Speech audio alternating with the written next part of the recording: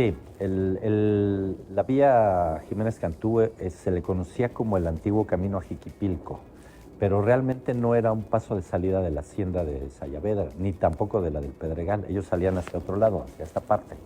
Eh, Hubo por ahí algún intento al principio de los 1900 de que el ferrocarril Monte Alto tuviera un ramal que incluso, entiendo yo, pudiera haber llegado a Sayavedra, saliendo por Calacuaya, subiendo por lo que hoy es la presa Madín, que no existía la presa Madín, subiendo por el pueblo de Chiluca y, según este concepto, llegar hasta Sayavedra, pero no se concretó.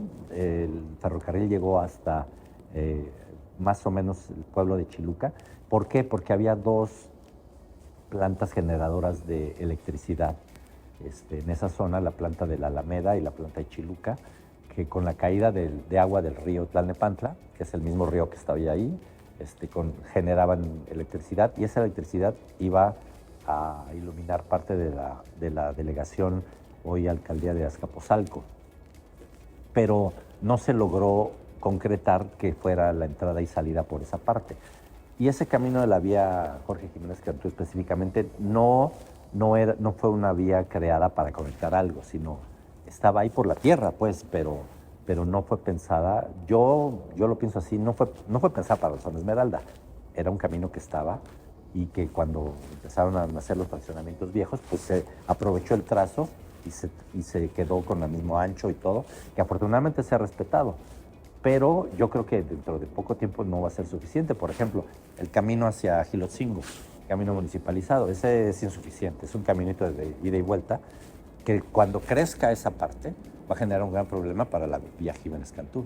Va a ser un problema grave, pero ese camino de Jiménez Cantú era un camino que existía. Afortunadamente se respetó su anchura y su trazo, pero no quiere decir que haya nacido pensando en que iba a haber ahí una zona Esmeralda, sino que era un camino que existía previo.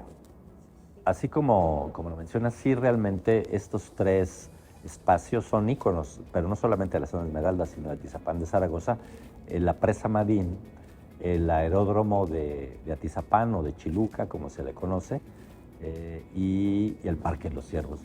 Son tres cosas que identifican a la zona Esmeralda. Te voy a platicar uno por uno. La presa Madín nació en un proyecto de construcción entre 1973 y 1975. Una obra federal, por supuesto, no intervino ahí el gobierno municipal.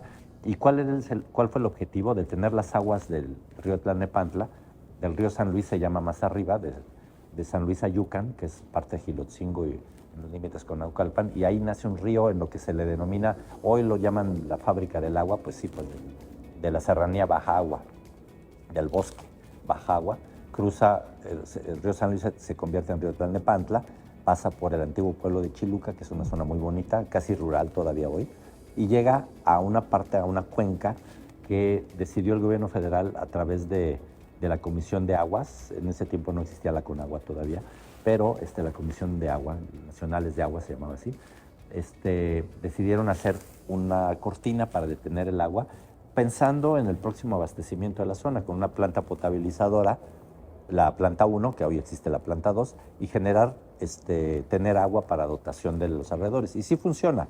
A final de cuentas, la presa Madín dota de agua una parte de Lomas Verdes, una parte de La Concordia, una parte de Tlalnepantla, Santa Mónica, una parte de Atizapán, Calacuaya, la parte de Calacuaya, pero muy poquito realmente para la cantidad de agua que hay. Eso fue primero la presa Madín, como proyecto de almacenamiento y uso del agua. El Parque de los Ciervos nació en 1980 en un decreto y abrió sus puertas en 1982 aproximadamente, para también tierras de la hacienda del Pedregal, aprovecharlas. Ahí hubo también una donación de la hacienda y una casi expropiación, pero fue la creación con 300 hectáreas. O sea, es la extensión total del Parque de los Ciervos, como un área de reserva ecológica, área natural protegida, hoy es el concepto, y mantenerla como un gran pulmón. Además, el Parque de los Ciervos nació con un concepto de hacer algo turístico, que no pegó mucho después, pero que pudo haber detonado. Ha habido por ahí ciertas trabas para que se le pueda invertir al Parque de los Ciervos y sea un foco de atracción para que la gente pueda ir a visitarlo. De hecho, Ciervos se llama así porque hubo hubo varias especies de animales que casi como zoológico, no con el concepto de un zoológico, pero sí con especies, para que la gente que visitara pudiera ir a ver las especies. Había algunos borregos cimarrones, estaban los ciervos, estaban por ahí algunas veces vi, bueno, había aves también, hubo ese intento de que hubiera especies, también un ambiente protegido y que la gente que llegara ahí pudiera llegar a comer, pudiera hacer su carne asada, tuviera una pista de patinaje que ya no existe, un lugar para teatro. Ese era el concepto de tenerlo como un lugar turístico. A final de cuentas no detonó en ese punto, pero hoy lo que sí sirve es mantener el concepto de que hay que proteger las 300 hectáreas. Por ahí hay problemas muy específicos con la propiedad y posesión de la tierra con el grupo de la Comunidad Agraria de Atizapán de Zaragoza, que son dueños de la mitad de Atizapán en el papel y son dueños del Parque Los Ciervos en papel. Ellos han solicitado por ahí desincorporar 50 hectáreas del Parque Los Ciervos, o sea que sería una gran pérdida, porque habría que ver con qué uso de suelo también, ¿no? El uso de suelo de hoy es como área natural protegida y que hay que mantenerla verde, que sirva como un pulmón. Eso también le corresponde a la zona Esmeralda, mantener el ojo porque la tiene en la parte de frente. Los que vivimos de este lado de Atizapán no vemos el parque, ¿no? Pero lo disfrutamos. Pero los que están de aquel lado sí lo ven siempre y lo tienen que proteger.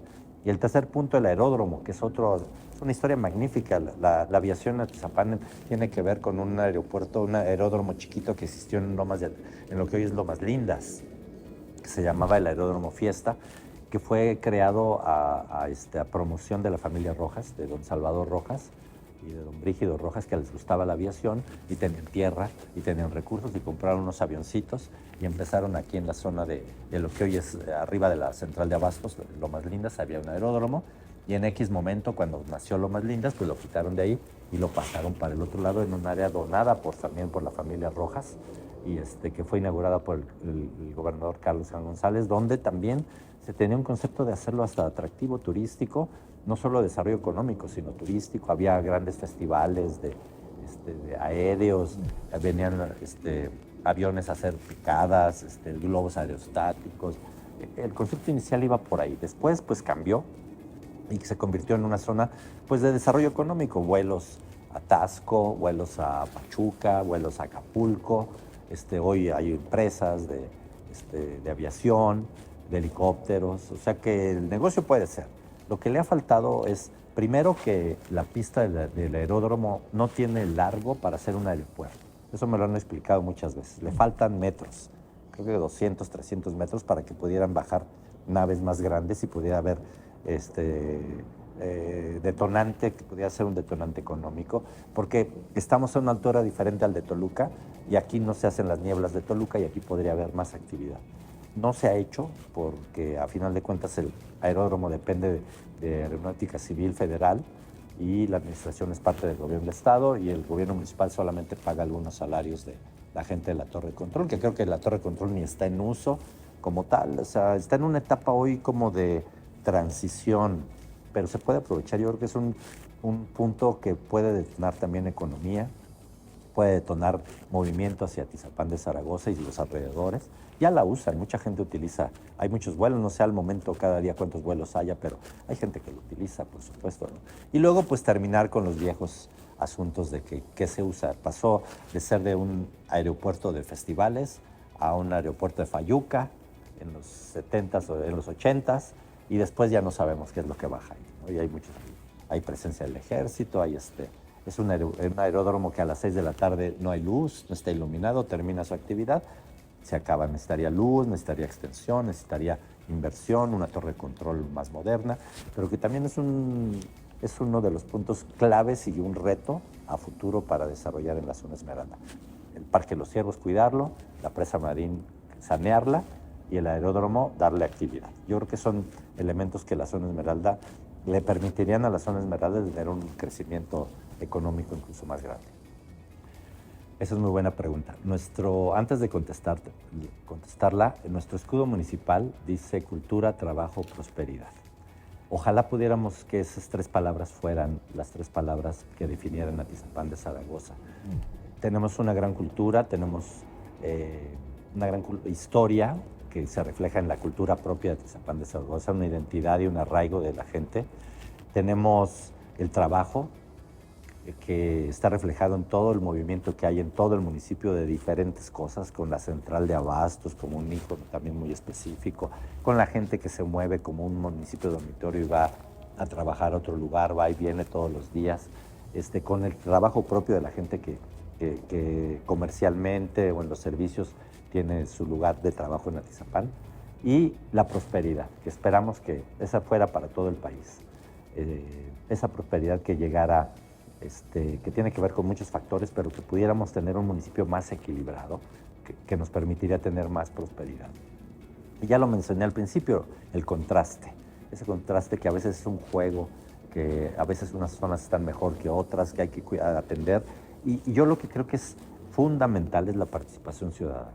La participación ciudadana ha generado que Atizapán sea un municipio muy especial, que defiende sus espacios, que defiende la zona donde vive y que propone, que cuida y que está muy atenta al desarrollo. Eso yo creo que si logramos que a través de la cultura, el trabajo y la prosperidad exista una participación ciudadana que genere esa identidad y arraigo, pues Atizapán de Zaragoza tiene un futuro promisorio a partir de que hoy cumple 150 años y a futuro que cumplamos otros 150 años más. Yo creo que la historia municipal es una herramienta que puede generar, primero, el hacer un examen de conciencia de dónde estamos parados, y segundo, que a partir de la historia y la que construimos todos los días, todos hacemos historia a diario, podamos tener un mejor municipio. La historia es una herramienta que puede servir para generar políticas públicas también, y yo creo que si uno conoce el lugar donde vive, lo puede querer más que si no sabe de dónde venimos. El periodismo y la crónica me han dado el espacio para que pueda yo hacer a veces propuestas, para que tenga voz de denuncia, voz de propuesta. Y sí, tengo que jugar ese papel. A veces me agrada, a veces encuentro ciertas resistencias de muchos factores, pero pues aquí me tocó vivir, como dice la frase del programa de Cristina Pacheco, aquí me tocó vivir. Estoy yo la verdad muy emocionado de poder participar con algo, con un granito de arena, como periodista, como cronista municipal, y por supuesto que agradezco la oportunidad de Vive Esmeralda para que esta voz se escuche de otra forma y en otros foros. Y pues adelante, yo estoy abierto siempre a poder platicar. No tengo la verdad absoluta tampoco, no todo lo que les diga es la verdad, pero creo que si entramos en un análisis y discusión podemos avanzar hacia algo mejor.